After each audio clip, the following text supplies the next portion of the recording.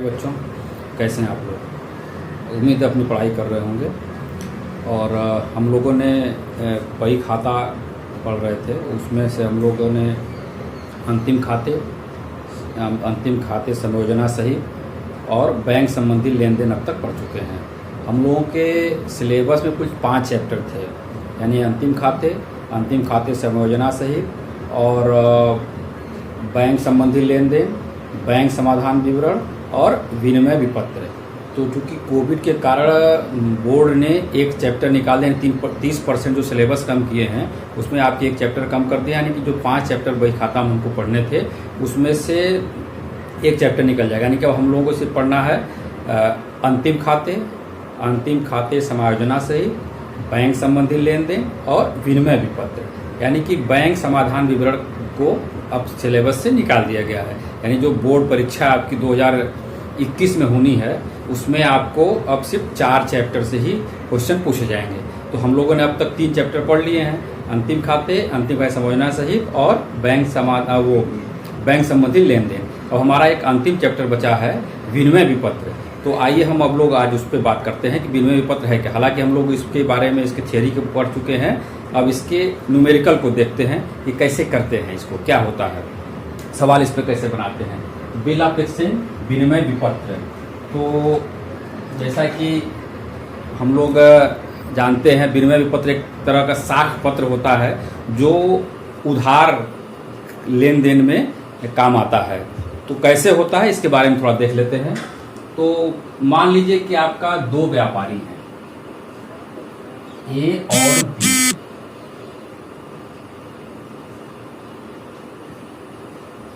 ए आपका विक्रेता है और बी आपका क्रेता है। जैसा कि आप सभी लोग जानते हैं कि कोई भी लेन देन 2 व्यक्तियों के बीच होता है, क्रेता और विक्रेता। क्रेता विक्रेता के पास आता है और कहता है कि मुझे वस्तु खरीदनी है। विक्रेता कहता है ठीक है, बिल्कुल ले जाइए। अब जब ये वस्तु अपनी देगा कि आप मेरी वस्तु लीजिए, तो बदले में कुछ चाहिए इसको, यानी कि रोकड़ चाहिए, पैसे, जो कि इधर आना चाहिए। वस्तु इधर जा रहा तो रोकड़ इधर आना चाहिए। लेकिन क्रेता कहता है विक्रेता से कि मेरे पास रोकड़ नहीं है, कैश नहीं है, मैं नगद नहीं ले सकता, मैं उधार खरीदारी करना चाहता हूं। यानी कि उधार सौदा होगा। उसने कहता है कि उधार सौदा कर लेंगे हम। तो ऐसे में क्या करेगा, विक्रेता कहेगा ठीक है आप उधार ले जाइए, लेकिन मुझे भी कुछ चाहिए कि मैं कैसे मान लूं कि आपने सौदा ले गए, आपकी क्या कब देंगे, कैसे देंगे, ये सारी चीजें। तो उसने कहा कि ठीक है आप जो कहेंगे वो हम कर देंगे। तो यहीं पे जो है जब उधार की बात आती है, यानी कि रोकड़ जब नहीं आता है, तो यहाँ पे आपको एक विनिमय विपत्र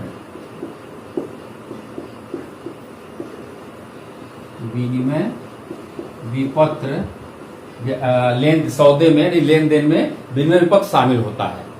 और इस विनिमय विपत्र को वस्तु तो जाएगा ही, कैश नहीं आ रहा, उसके बदले में ये विनिमय विपत्र आ जा रहा है। तो विक्रेता जो है एक विनिमय विपत्र लिखता है, यानी कि लेखक हो जाता है। कौन हो जाता है लेखक? ये विक्रेता आपका लेखक हो जाएगा। और ये लेखक जो है एक विनिमय विपत्र लिख देगा, इसमें लेन देन की सारी शर्तें और सारी चीज लिखा रहेगा कि हमने वस्तु दिया, इनको इतने रुपए में दिया और इतना रुपया बकाया है। और ये इनसे पूछ लेता है क्रेता से कि आप कब तक देंगे। तो आमतौर पे जो आपका विनिमय विपत्र होता है वो 90 डेज का होता है, 90 दिन का, यानी 3 महीने का। उससे कम भी हो सकता है, ज्यादा भी हो सकता है, लेकिन आमतौर पर मोटा मोटी 3 महीना माना जाता है। तो ये कहता है कि ठीक है, लेकिन ये विनिमय विपत्र से लिख देने पर से नहीं होता है। उसमें ये इसको या तो अगर मान लीजिए आमने सामने हो रहा तो तुरंत वो क्रेता से कहेगा इस पे आप दस्तखत करिए, सिग्नेचर करिए। और अगर नहीं तो फिर इसको विनिमय पत्र, अगर मान लीजिए कि टेलीफोनिक हो रहा है या ऑनलाइन इस तरह से लेन देन हो रहे हैं, जो कि आजकल माध्यम में कई तरह के माध्यम से लेन देन होता है। एक व्यापारी दूसरे क्षेत्रों में होता है, यानी एक शहर से दूसरे शहर में लेन देन हो रहा है।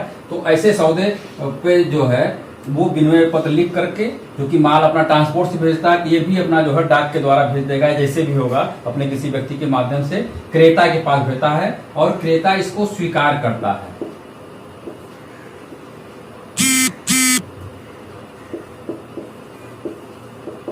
स्वीकार करता है और क्रेता को स्वीकर्ता बोलते हैं। एक्सेप्ट करता है, एक्सेप्टर्स, यानी कि ये जो क्रेता आपका है ये स्वीकर्ता बन जाता है।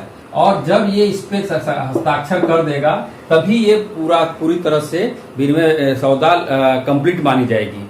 और निश्चित अवधि में, जब निश्चित अवधि हो जाती है कि समय 3 महीने का पूरा होता है, तो विनिमय पत्र इसके पास चला जाएगा और बदले में यहाँ पे रोकड़ आ जाता है। यानी कि जो रोकड़ यहाँ पे आना चाहिए था वो अब रोकड़ यहाँ पे आता है। इस तरह से जो है सौदा कंप्लीट हो जाता है। कुल मिलाकर के जो विनिमय पत्र हमारा है वो एक क्रेता और विक्रेता और क्रेता के बीच का एक कागज का टुकड़ा, यानी कि एक संविदा पत्र है, समझौते का पत्र है, जो कि उधार लेन देन के समय में काम आता है। इसमें 2 पक्ष होते हैं आमतौर पे, और एक तो और भी होता है जिसको कहते हैं भुगतान पाने वाला। तो उसके बारे में भी चर्चा करें क्या क्या। फिलहाल हम जो है प्राथमिक स्तर पे कि विनिमय पत्र होता क्या है इस पर चर्चा कर रहे हैं। यानी कि विक्रेता क्रेता के बीच में जो उधार सौदों का लेन देन होता है, उसमें जो विनिमय पत्र पे लेखक हो जाता है आपका विक्रेता और स्वीकर्ता आपका हो जाता है क्रेता, और इस तरह से जो है सौदा कंप्लीट होता है। तो उस जगह ये उसको हम विनिमय पत्र के माध्यम से व्यापार करते हैं। ठीक है, और आगे हमारे हैं। अब हम लोगों ने बिल आप एक्सचेंज की बात कर लिए। अब कैसे उसका किन पुस्तकों में, जैसे कि लेखक के पुस्तक में कैसे एंट्री करेंगे और स्वीकर्ता के पुस्तक यानी कि विक्रेता के पुस्तक में और क्रेता के पुस्तक में उसकी एंट्री करना है। जिस तरह से हमने सिंपल रोजनामचा बनाते हैं उसी प्रारूप में इनको करना है। तो आइए देखते हैं कैसे करते हैं। जैसे कि जब एक क्रेता विक्रेता, यानी कि एक चीज और देख लें, हमारा जो विक्रेता होता है उसी को हम लेखक कहते हैं, वही विनिमय पत्र लिखता है और उसको हम ड्रावर बोलते हैं, आहर्ता बोलते हैं या लेनदार बोलते हैं। इस तरह से नाम में आपको आ सकता है। तो ये हो गया। और जो क्रेता होता है वो क्रेता स्वीकर्ता बोलते हैं, उसको ड्रावर होता है, ड्रावी होता है, आहर्ती होता है और देनदार होता है। यानी कि जैसे कि हम लोग ने इसके थियरी पार्ट में पढ़ा था कि विनिमय पत्र के 3 पक्ष होते हैं, लेखक, स्वीकर्ता और प्राप्तकर्ता। प्राप्तकर्ता यानी कि पेई या आदाता। ये लेखक स्वयं हो सकता है या कोई और हो सकता है। तो कोई और में कौन हो सकता है? तो हमने ये 4 स्थितियां बन सकती हैं विनिमय पत्र के साथ। पहला तो है कि लेखक स्वयं अपने पास रखे विनिमय पत्र को और निश्चित तिथि पर क्रेता से उसका भुगतान पा जाए, या समय से पूर्व। यही तो बात है कि ये मेच्योरिटी समय पर ये लेखक को मिलेगा, उसके स्वयं रहता है। लेकिन जो बाकी 3 कंडीशन है ये समय से पूर्व हो जाता है। जैसे कि बैंक से समय से पहले भुना लिया जाता है, या हम जो लेखक है, जो विक्रेता है, जो लेनदार है, उसका कोई किसी को देनदारी रहती है तो अपना बेचान करता है, बेचानकर्ता के पास हो जाता है। बेचानकर्ता कोई व्यक्ति अदर हो सकता है, और विनिमय पत्र को बैंक के पास संग्रह के लिए भेज सकता है। तो ये स्थितियां बनती है विनिमय पत्र के साथ। 4 कंडीशन बनते हैं कि विनिमय पत्र लेखक के पास हो सकता है, बैंक से बट्टे पर वो भुना सकता है डिस्काउंट करा करके, या बेचान कर सकता है विनिमय पत्र का, या संग्रह के लिए बैंक भेज सकता है। तो इन परिस्थितियों में किस तरह से हम इसका जो है लेखांकन करें, हम अपने रोजनामचे में जरा एंट्री करेंगे, उसको देखते हैं। तो वो जैसे कि मान लेते हैं कि हमारा जो लेखक है, जो विक्रेता है, उसको हम ए मान लेते हैं, या इसको हम कह सकते हैं राम। यानी हमारा जो लेखक है वो राम, उसको मान लेते हैं राम। और जो विक्रेता जिसको हमने बी कहा, ये श्याम। विक्रेता हमारा श्याम हो जाए। और जो प्राप्तकर्ता है इसको हम मोहन के नाम से कर लेते हैं ताकि हमको क्वेश्चन को समझने में आसानी हो, चीजों को समझने में आसानी हो, इसलिए हमने जो है नामकरण कर दिया। यानी कि जो हमारा विक्रेता है वो राम है, जो क्रेता है वो श्याम है, और जो प्राप्त करता होगा वो यानी कि जो बेचान करेंगे, जिसको जो बेचान करने वाला है, जो बेचान प्राप्त करेगा वो मोहन है। यानी कि इस तरह से कह सकते हैं कि राम को मोहन को कुछ देना है, यानी कि देनदारी बन रही है राम के ऊपर मोहन की। तो ये चीजें हैं। अब आगे आप बात करते हैं। पहली बात स्थिति बनती है कि मान लो कि क्रेता विक्रेता के पास आता है और नगद लेन देन होता है। जब कोई चीज का नगद लेन देन होता है उसकी एंट्री कैसे करते हैं? तो जो राम की पुस्तक यानी कि ले गए, इसके लेखक के पुस्तक में जो एंट्री होगी आपकी लेखक के पुस्तक में, वो नगद बेचान की स्थिति में, नगद बेचने पर तो क्या होता है, हमने माल बेचा और मुझे पैसा मिल गया। तो जो व्यापार में जो कुछ आता है उसको डेबिट करते हैं और जो कुछ जाता है उसको क्रेडिट कर देते हैं। तो सीधे सीधे cash account DR to sales account. अब यहाँ पे आप अमाउंट भी लिख सकते हैं अपना। मान लो कि 1000 रुपए का है, 1000 रुपए का कैश आया और 1000 का माल हमारा गया। इस तरह से हम लोग जनरल एंट्री करते हैं, डेट इधर कर लेते हैं और भी चीजें हैं। तो फरा प्रारूप आप लोगों को पता है कैसे करना है, तो उसको कर लीजिएगा। बस यहाँ पे मैं 60 में बता दे रहा हूँ कि नगद लेन देन की स्थिति जब होती है तो cash account DR to sales account, रोकड़ आया विक्रय खाते से। और इसी तरह से ये तो हो गया आपके लेखक के पुस्तक यानी कि विक्रेता की पुस्तक में लिखे। और जब नगद खरीदारी करता है यानी जो क्रेता है उसके पुस्तक में क्या है, क्रेता की पुस्तक में, उसके पुस्तक में जो एंट्री का, उसके रोजनामचे में एंट्री क्या होगी, नगद खरीदने पर परचेज अकाउंट DR यानी कि माल आ रहा है, purchase account DR to cash यानी कैश जा रहा है। क्रेता का जो माल खरीद रहा है उसका उसके यहाँ जो है उसके पास जो है सामान जाएगा और उसका पैसा निकलेगा। तो इस तरह से purchase account DR to cash हो जाता है। ये तो पहली स्थिति बनती है नगद लेन देन की, जो कि अभी हम लोगों को इसमें करना नहीं है, ये रहनी नहीं है। ये आपका जो विनिमय पत्र है वो उधार लेन देन की स्थिति में आता है। तो बात करते हैं उधार की स्थिति में क्या होता है। जब उधार बेचा जा रहा है या उधार खरीदा जा रहा है तो दोनों अपनी पुस्तकों में किस तरह से एंट्री करेंगे। जिस तरह से जहाँ पे कैश होता है, जैसा हम लोग आप सब लोग जानते होंगे, पहले भी बताया जा चुका है, कक्षा 9 में पढ़ा चुका हूँ रोजनामचे में, कि जब उधार लेन देन होता है तो जिसको उधार माल देते हैं उसका नाम लिख लेते हैं। यानी कि यहाँ पे हमने श्याम कर लिया, श्याम का अकाउंट डेबिट कर लिए। क्यों कर लिए? क्योंकि श्याम हमारा जो है क्रेता है, हमने उसको माल बेचा है तो उसका नाम पहले लिख दिया, उधार में है तो उसने श्याम का नाम लिया। क्या? Sales account, sales. जहाँ पे कैश होता था, जिस जगह पे कैश था वहां पे श्याम का नाम आ जाएगा, बाकी सब एज इट इज रहेगा। इसी तरह से परचेज में भी करते हैं, जहाँ पे कैश है, रोकड़ देना था नहीं दिए तो किसको देना था, तो जिसको देना था राम हमारा विक्रेता है, राम से हमने माल खरीदा है, उसका नाम यहाँ पे क्रेडिट कर देंगे। सिंपल सी बात है। तो ये उधार खरीदने या उधार बेचने में दोनों की पुस्तकों में, विक्रेता की पुस्तक में और आपके क्रेता की पुस्तक में ये एंट्री हो जाएगी। अब फिर आगे आता है, उसके बाद जब उधार सौदा हो गया, फिर होता है कि विनिमय पता नहीं कि उस सौदे की वैधता को बनाए रखने के लिए कि हाँ भविष्य में आप हमारा भुगतान कर देंगे, विनिमय पत्र आता है। तो विनिमय पत्र कौन लिखता है? विक्रेता लिखता है। उसने विनिमय पत्र लिखा, तो जब वो विनिमय पत्र लिखेगा, बिल रिसीव, और उसको स्वीकृति कौन प्रदान करेगा? आपका स्वीकर्ता जो है वो स्वीकृति प्रदान करेगा। यानी कि विनिमय पत्र के स्वीकृति प्राप्त होने पर क्या एंट्री होती है। तो जो आपका लेखक है यानी जो विक्रेता, उसके पुस्तक होगा बिल रिसीवेबल अकाउंट, एक नया अकाउंट खुल जाएगा, बिल स्वीकृति खाता, bill receivable account DR to Shyam. क्यों?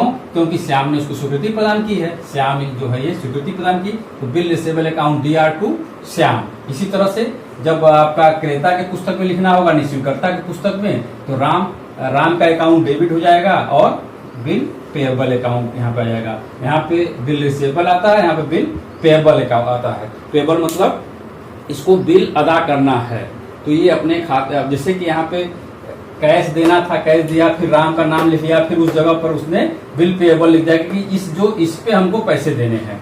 ठीक, ये हो गया। फिर आगे बढ़ते हैं। भुगतान तिथि अगर 3 महीने का है, निश्चित तिथि पर आ जाता है, बात होती है, तो क्या करेगा, कैश लेखक के पास यानी विक्रेता के पास कैश आ जाएगा, और जो उसके पास जो बिल होता है वो बिल रिसीवेबल अकाउंट क्रेडिट हो जाएगा और कैश आपका डेबिट हो जाएगा। यानी किसके पास रुपया आ गया, किसके बदले में आया है, तो बिल रिसीवेबल अकाउंट के खाते की वजह से। और इसी तरह से क्रेता की पुस्तक में जो लिखेंगे तो bill payable account DR to cash, cash इसके यहाँ से जाएगा किसके उसमें, तो बिल पेएबल यानी जो एक कागज का टुकड़ा था वो उसके पास पहुंच जाएगा और उसके बदले में वो पैसा दे देगा। तो इस तरह से हमारी लेन देन पूरी हो जाती है। यानी कि कुल मिलाकर के 3 स्टेप में ये काम पूरा हो जाता है। 3 स्टेप में ये काम पूरा हो जाता है। पहली बार जब उधार माल बेचता है, फिर उसने स्वीकृति प्रदान कर दी बिल विनिमय पत्र पे, और उसके बाद फिर निश्चित तिथि पर उसको भुगतान मिल गया। तो इस तरह से जो चीजें यहाँ पे कैश में होता सौदे में, उसमें विनिमय पत्र शामिल होने पर 3 स्टेप में इसका जो है ये कंप्लीट हो जाता सौदा। 3 स्टेप में सौदा कंप्लीट हो जाता। दोनों की पुस्तकों में बातें आ जाती है। अब प्रश्न उठता है कि अगर मान लीजिए, अब ये प्रश्न उठता है कि ठीक है, अगर समय से पूर्व उसको जो विक्रेता है उसको धन की जरूरत पड़े तो वो क्या करे, जो कि आपका जो विनिमय विपत्र है एक निगोशिएबल इंस्ट्रूमेंट होता है, माना जाता है, इसका बेचान किया जा सकता है और इससे जो है धन प्राप्त की जा सकती है। तो राम के पास एक विनिमय विपत्र है श्याम का, और उसको धन की जरूरत है, तो क्या करेगा, वो किसी को बेचान कर सकता है या किसी अपने देनदार को दे सकता है, यानी किसी को पैसे देने उसको दे सकता है। तो जो या एक और है, वो बैंक से समय से पूर्व उसको बैंक से भुना सकता है डिस्काउंट पे। तो पहली बात हम लोग ये बैंक वाली कर लेते हैं, उसके बाद फिर भुगतान वाले बेचान पे आते हैं, क्योंकि इसका इसी क्रम में किए हैं। तो बैंक से भुनाने पर, तो बैंक से मान लीजिए हमारे पास एक विनिमय पत्र है, राम के पास एक विनिमय पत्र है 1000 रुपए का, 1000 रुपए का उसका विनिमय पत्र है। वो जाएगा बैंक के पास, कहेगा कि देखो ये विनिमय पत्र है मेरे पास, 3 महीने बाद ये पैसा श्याम दे देगा, तो मुझे ये इस पे चूंकि धन की जरूरत है दे दो। तो बैंक कहेगा मुझे क्या फायदा होगा, बैंक तुरंत बोलेगा पूछे राम से कि मुझे क्या फायदा होगा, कहेगा ठीक है आप इसको डिस्काउंट कर लो। तो कहेगा ठीक है, आपको हम 1000 के ऊपर जो है 100 रुपया माइनस कर देंगे और आपको 900 रुपया देंगे, और ये 100 रुपया मेरा हो जाएगा, 900 रुपया आपका रहेगा, क्योंकि मेरा पैसा जो है ये 900 रुपया जो है 3 महीने के लिए फंसा रहता है, तो उसके बदले मुझे कुछ कहें ठीक है। तो इस तरह से सौदा डन हो जाता है। तो अब इसकी लेखा एंट्री कैसे करते हैं, तो जिस डेट पे ये होगा उस तरह से यहाँ पे, जैसे कि इस जगह पे भुगतान तिथि से पहले वाली बात आ जाएगी, क्योंकि ये अब यहाँ पे लेखक के पुस्तक में चीजें नहीं आएगी। वहां पे आएगा उधार का सौदा हो जाएगा 1 नंबर पे, दूसरे एंट्री हो जाएगी विनिमय पत्र की स्वीकृति, और तीसरी एंट्री आपकी हो जाएगी ये यहाँ पे कि कैश अकाउंट, यानी कि पैसा आ रहा है उसके खाते में, पैसा है कितना 900 रुपए, और डिस्काउंट भी अलाउ कर रहा है तो 100 रुपए डिस्काउंट हो जाएगा, और बिल रिसीवेबल जो था आपका वो हो जाएगा, ये बिल दे देगा बैंक को दे देगा, तो ये हो जाएगा 1000 रुपए आपका उसके पास चला जाएगा। यानी कि 1000 के बदले में उसके पास 900 रुपया कैश आता है, 100 रुपया डिस्काउंट होता है। तो ये अपने पुस्तक में एंट्री करेगा, यानी कि जो लेखक राम है अपनी पुस्तक में करेगा तीसरे स्टेप में कैश अकाउंट DR 900 रुपए, डिस्काउंट अकाउंट DR 100 रुपीज, और टू बैंक, क्योंकि बैंक जो ये बिल रिसीवेबल था BR, तो इसी के ये गया और बदले में 900 रुपए आया और डिस्काउंट भी आया। इस तरह से अपने वो उसमें लिख लेगा, अपने पुस्तक में लिख लेगा, और ये समय से पूर्व उसको पैसे मिल गए। तो और अब प्रश्न उठता है कि फिर इससे जो है इसके अकाउंट में, यानी कि जो विक्रेता ने जो श्याम है इसके पुस्तक में क्या फर्क पड़ता है, कोई फर्क नहीं पड़ेगा। क्यों, क्योंकि उसको तो निश्चित तिथि पैसे देने हैं, ये पैसे उसको देने हैं। अब वो पैसा राम को न दे करके जिसके पास ये बिल होगा उसको देगा, नहीं बैंक के पास है तो बैंक को पैसा दे देगा। तो इस तरह से चीजें इसके पुस्तक में कोई परिवर्तन नहीं होगा, जो 3 स्टेप आपका है ये बना रहेगा। तो इस तरह से ये चीजें हो जाएंगी। फिर आगे बढ़ते हैं, बेचान वाली जो बात कर रहे थे कि मान लो कि ये मोहन को बेचान कर देता है, तो कैसे उसका एंट्री क्या करेंगे, तो मोहन अकाउंट DR, क्योंकि इसमें 1000 का जो है वो बिल दे दिया। क्यों? क्योंकि मोहन को जो है उसको पैसे देने थे, कभी भविष्य में लिया रहा होगा, उसने दे दिया, तो ये बेचान हो गया। और इस तरह से फिर अब यहाँ पे 3 पुस्तकों में लिखना होगा, एक तो लेखक के पुस्तक में, दूसरा स्वीकर्ता के पुस्तक में, तीसरा मोहन के पुस्तक में। तो मोहन ने अपने पुस्तक में क्या लिखेगा? Bill receivable account DR to Ram.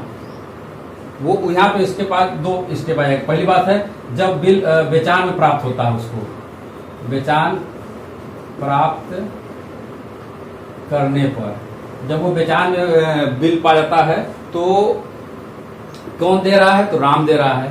क्या दे रहा है? Bill of receivable, bill BR दे रहा है। वो उसको डेबिट कर देगा और राम के अकाउंट क्रेडिट कर देगा, और निश्चित भुगतान तिथि पर पैसे आ जाएंगे उसके खाते में, कैश आ जाएगा। और यहाँ पे ये नहीं रहेगा, यहाँ पे आ जाएगा आपका बिल कैश उसके पास आ जाएगा, और ये बिल रिसीवेबल अकाउंट आपका ये क्रेडिट कर देगा। इस तरह से मोहन अपने पुस्तक में 2 स्टेप में कर लेगा, यानी कि बेचान प्राप्त करने पर और निश्चित तिथि पर भुगतान पाने पर, निश्चित तिथि पर भुगतान की स्थिति में क्या? कैश अकाउंट, यानी कि मोहन के पास कैश आ जाएगा और वो बिल रिसीवेबल अकाउंट उसका क्रेडिट हो जाएगा, उसके यहाँ से बिल चला जाएगा। किसके पास चला जाएगा? तो राम के पास आ जाएगा यहाँ पे, और ये कैश, ये वाला जो कैश है यहाँ पे आ जा रहा है, उसको ट्रांसफर हो जा रहा है। इस तरह से एंट्री हो जाएगी। अब आगे बढ़ते हैं। अगर मान लीजिए कि राम ने ये संग्रह के लिए बैंक भेजा है, संग्रह के लिए नहीं, कलेक्शन बिल, कलेक्शन है होता कि एक व्यापारी के पास कई ठो बिल आते रहते हैं, तो रोज चीजें नहीं कर सकता है, तो वो बैंक को सुपुर्द करता है। बैंक सेल के बदले में चार्जेस कुछ ले लेते हैं और वो सेवाएं प्रदान करते हैं, तो वो बैंक को, अपने बैंक को सुपुर्द कर देगा कि आप निश्चित तिथि पे जा करके श्याम से पैसे ले लीजिएगा।